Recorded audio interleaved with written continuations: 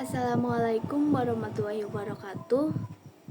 Perkenalkan, nama saya Cempaka Amelie Putri, NIM 205231122. Di sini saya akan menjelaskan materi harmonisasi sains dan agama pada bab 3 relasi sains dan agama menurut Nidal Guesson. Yang pertama ada dinamika intelektual dan konsep epistemologi Nidal Guesson. Biografi singkat dari Nidal Guesson. Nidal Guesson lahir pada 6 September 1960 di Aljazair. Ia adalah seorang ilmuwan sekaligus pemikir Islam kontemporer yang memiliki keahlian di bidang astrofisika. Guesson menulis buku dan banyak artikel jurnal tentang Islam dan sains. Ia mengajar di American Sharjah University, Uni Emirat Arab sejak tahun 2000. Guesson berasal dari keturunan Aljazair. Ia memperoleh gelar doktor astrofisika teoritis pada tahun 1988 dan master fisika pada tahun 1984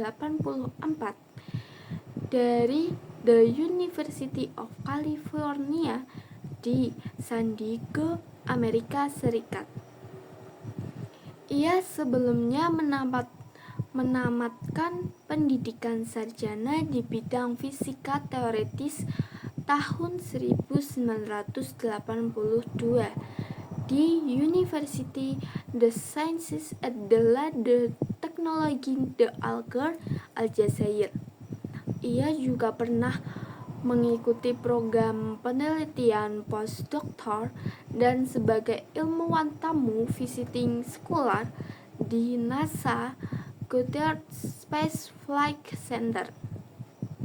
Sebagian besar aktivitas Guesson sebagai seorang ilmuwan bergerak di bidang keahliannya, yaitu astrofisika dan astronomi. Dalam kapasitasnya sebagai seorang ilmuwan, Guesson banyak mendapatkan undangan untuk berbicara dalam berbagai kegiatan ilmiah, seperti seminar, konferensi, termasuk sebagai profesor tamu di beberapa universitas di Amerika, Prancis, Inggris, dan beberapa negara di Timur Tengah. Guesson menjalin banyak kerjasama dengan berbagai institusi, terutama di Prancis, sehingga ia dapat menghasilkan banyak artikel dalam bidang astrofisika. Guesson juga banyak terlibat dalam berbagai organisasi profesional keilmuan, yaitu International Astronomical Union, International Society for Science and Religion, dan Islamic Crescent Observation Project. Keterlibatan Guesson dalam dunia akademik juga dibuktikan dengan banyak karyanya yang dimuat dalam berbagai jurnal ilmiah internasional. Hal yang menarik adalah ia tidak hanya menulis dan mengembangkan spesialisasi keilmuannya, tapi juga memiliki perhatian dan menulis terkait dengan relasi sains dan agama dalam perspektif filosofis.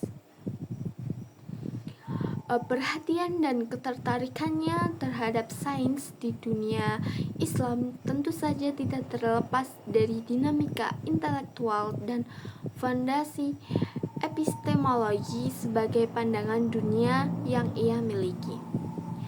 Dari berbagai dinamika intelektual Guesson, ia pantas dijadikan sebagai salah satu referensi tentang perdebatan relasi sains dan agama dalam Islam, karena keterlibatannya tidak hanya secara teoritis, namun juga praktis.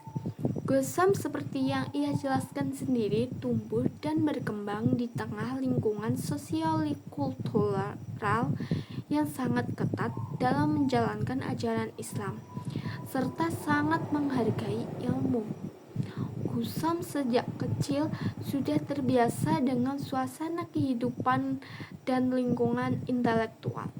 Ayahnya adalah seorang penghafal Al-Quran yang mendapat 2 gelar doktor dalam filsafat dari Cairo University dan Sorbonne University. Ayahnya kemudian menjadi dekan Fakultas Studi Agama di University of Algiers. Ibunya adalah master di bidang literatur Arab. Fasilitas perpustakaan di rumah yang dilengkapi berbagai literatur, baik sains, agama maupun filsafat, menjadikan Gusam dan saudara-saudaranya memiliki kepekaan pengembangan ilmu yang tinggi. Keempat saudaranya memiliki profesi yang beragam, yaitu ilmuwan, dokter, dan guru sains. Mereka semua dibekali dengan filsafat rasionalisme, sains modern, dan pandangan keislaman yang holistik. Kemudian, intelektualnya menjadi lebih terasah karena ia dibesarkan dalam keluarga yang menggunakan bahasa Perancis dan Arab. Setelah menginjak masa remaja, ia mempelajari dan mendalami bahasa Inggris. Yang menarik dari kehidupan Gusam adalah meskipun secara formal ia mendalami ilmu fisika dengan spesialisasi astrofisika, ia juga banyak membaca buku-buku keislaman dan filsafat, khususnya filsafat yang terkait dengan relasi sains dan agama. Ia adalah seorang ilmuwan Muslim yang berupaya untuk mencari keseimbangan antara mengkritik dogma pada satu sisi dan tetap menghargai teologi pada sisi lain. Selanjutnya ada pengaruh Ibnu Rus terhadap karakter dan fondasi epistemologi Gusam. Karakter dan fondasi epistemologi atau pandangan dunia seseorang turut ditentukan oleh tidak hanya keluarga, pendidikan, sosial, budaya, tapi juga oleh pemikiran dari tokoh-tokoh yang dikaguminya. Para ilmuwan dan filosof besar Muslim seperti Al-Biruni, Al-Khawarizmi, Ibnu Khaldun, Ibnu Sina, dan Ibnu Rus pada dasarnya telah membangun fondasi sains modern yang luar biasa. Berbagai konsep dan temuan yang mereka kembangkan menjadi titik tolak dan rujukan dalam perkembangan sains sesudahnya. Perdebatan filosofis, teologis, dan praktis terhadap perkembangan pemikiran termasuk sains pada masa tersebut menjadi pandangan dunia bagi peradaban Islam. Oleh karena itu, suatu hal yang tidak mengherankan bahwa sebagian besar pemikir dan ilmuwan Muslim kontemporer sangat mengagumi fondasi epistemologi mereka serta berupaya menjadikan arah dan dasar pengembangan pemikiran dan sains dewasa ini termasuk Gusam. Gusam sangat mengagumi Ibnu Rus. Kekaguman tersebut adalah warisan intelektual dari ayahnya, karena ayahnya sendiri menulis disertasi tentang konsep waktu dalam filsafat Ibnu Rus untuk menyelesaikan doktornya di Cairo University. Kemudian menulis disertasi tentang konsep waktu dalam pemikiran Arab modern untuk mendapatkan gelar doktor dari The University of Sorbonne. Oleh karena itu, tidak mengherankan jika Gusam sangat terkesan dengan pemikiran Ibnu Rus, pemikiran Arab dan sains, sehingga menjadi acuan dan dasar pemikiran dan karya-karyanya. Gusam menjadikan Ibnu Rus sebagai pemikir dan memberikan banyak inspirasi dan pengaruh terhadap intelektualitasnya, utama terkait dengan hubungan filsafat dan agama. Ibnu Rus baginya seperti sebagai a guiding spirit. Ibnu Rus telah memberikan arah untuk melakukan eksplorasi tentang persoalan hubungan antara sains modern, Islam, dan pemikiran modern. Pemikiran Ibnu Rus bersifat revolusioner karena telah berupaya menyatukan akal dengan inti ajaran filsafat secara objektif, dan perspektif apapun filsafat ataupun sains tidak dapat dipertentangkan dengan agama. Dalam konteks dengan modernitas, banyak pemikir termasuk Muhammad Abid Al-Jabri memandang bahwa kerangka berpikir Ibnu Rus lebih kuat mendorong modernitas dibandingkan dengan Al-Ghazali. Berbeda dengan pandangan tersebut, Basit Bilal Hosul melihat peran dan kontribusi Al-Ghazali lebih besar pengaruhnya terhadap pemikiran modern dalam Islam. Terlepas dari perbedaan pendapat tersebut, peran pemikiran Ibnu Rus dalam konteks mendorong perkembangan pemikiran modern dalam umat Islam sulit untuk dibantah dan tidak dapat diabaikan. Dengan mengutip Armstrong, Gusom menekankan besarnya pengaruh Ibnu Rus terhadap pemikiran Musa bin Maimun, baik karena berinteraksi atau belajar secara langsung maupun melalui karya-karyanya. Gusom menggambarkan betapa iklim budaya yang kaya dari Andalusia dan berperan besar membentuk serta mengasah intelektualitas dan kehebatan Ibnu Rus. Ibnu Rus mendapatkan penghargaan yang sangat istimewa baik di barat maupun di timur.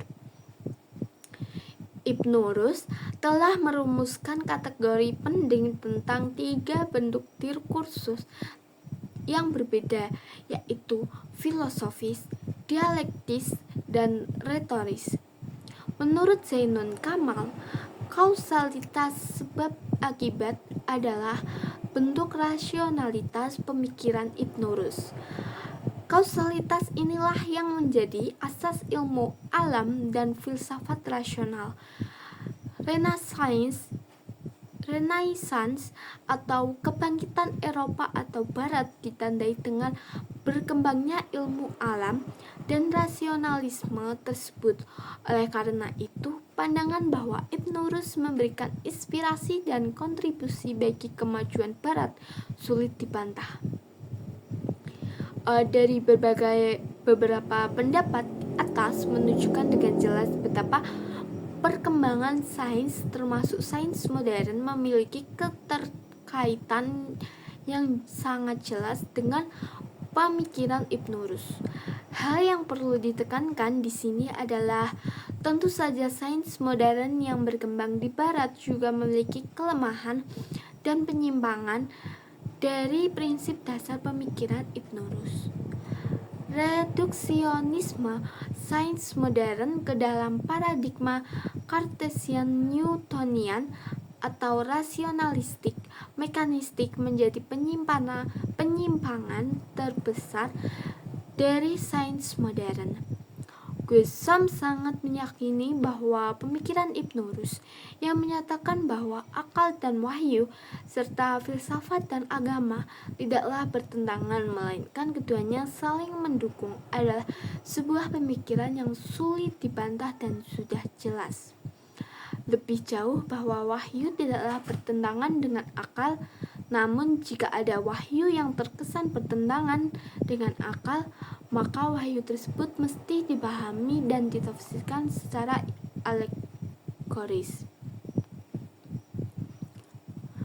Pendekatan teologis Ibnu Rus dan Thomas Aquinas 1225 sampai 1274 adalah sangat menentukan meskipun memberikan pengaruh yang sangat kecil bagi masyarakat awam dan pemikir ortodoks. Dalam konteks teologis, Chisholm menyamakan peran yang besar bagi pemahaman agama secara rasional antara Ibn Rushd dan Thomas Aquinas. Thomas Aquinas sendiri memang banyak mendapat inspirasi dari Ibn Rushd dalam pandangan rasionalnya dalam agama Kristen.